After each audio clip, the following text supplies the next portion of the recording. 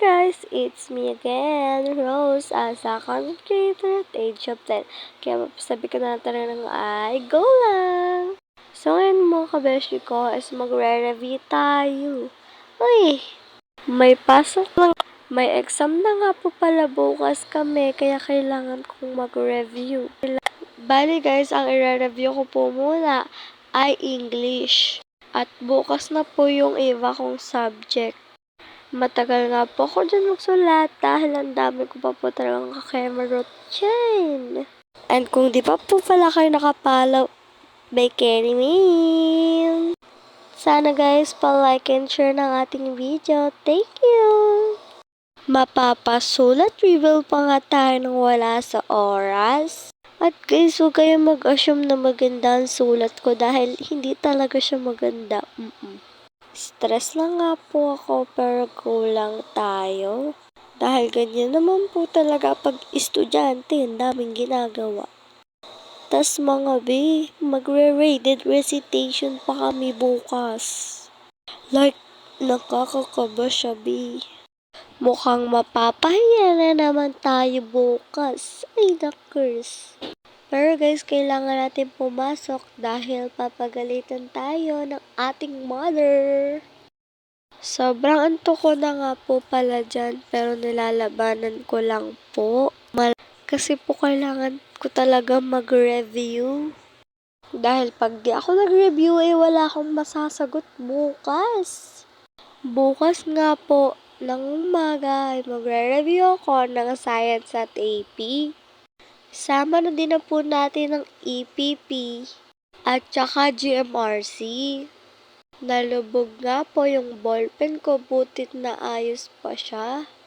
Buti na lang po ay nalabanan ko po yung antok ko kahit sobrang antok na po ako. Ang dami po kasi namin ginawa sa school at pagka-uwi ay ayun na talaga yung bubungat sa kanya. Parang tulog na lang po talaga yung pahinga natin. Pero okay lang po dahil para lang din po ito sa ating kinabukasan. Uy! Masyado na siyang madrama. Lah, nangiti. Baliw na siya, be. Hindi naman halata, diba? Hindi naman halata na inaantok na ako. Minememorize ko pa nga po yung mga sasabihin ko dyan. Like, ano ba sinasabi niya, be? Nagtitingin nga po ako at nagme-memorize para po malaman ko. Alangan!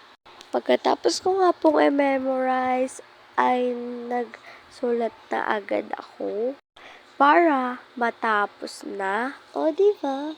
Sobrang sakit na nga po ng ulo ko, pero go lang talaga siya. Medyo malapit na nga po ako matapos at isang page na lang. Medyo onti lang po naman kasi yung aking kinopya or yung mga impormasyon lang talaga na kailangan kong i-memorize.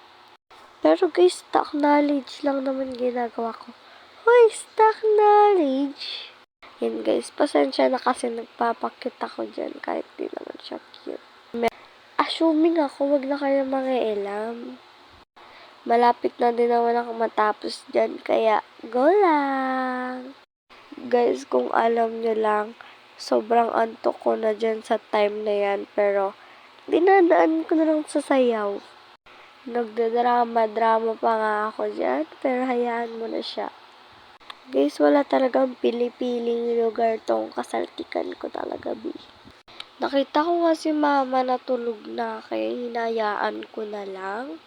Nakatulog nga siya guys habang nanonood. At pasensya na kayo dahil medyo matagal talaga akong magsulat. Isa lang naman kasi yung pinangsusulat ko eh, 'di ba?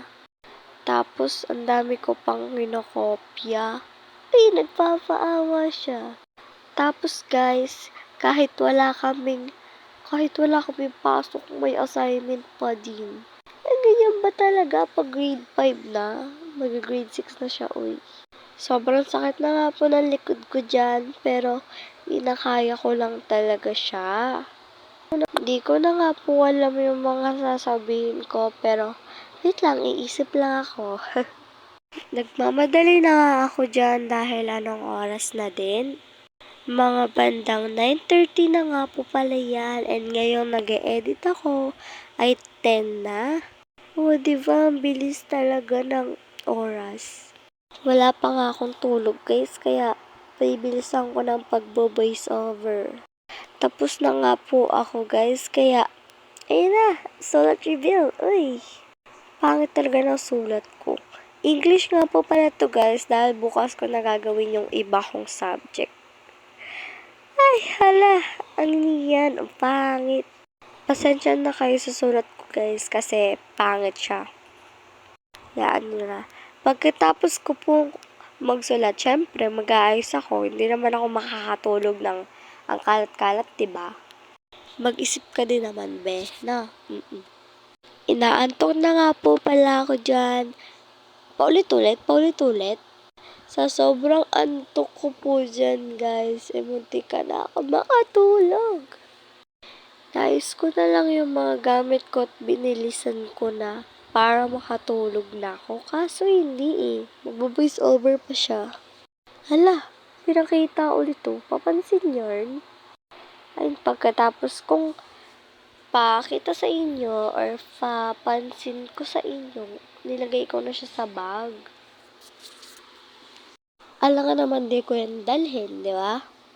Ayan, napakatagal ko nga dyan. Wala na akong masabi talaga. So, ayun lang guys. Bye! Thanks for watching.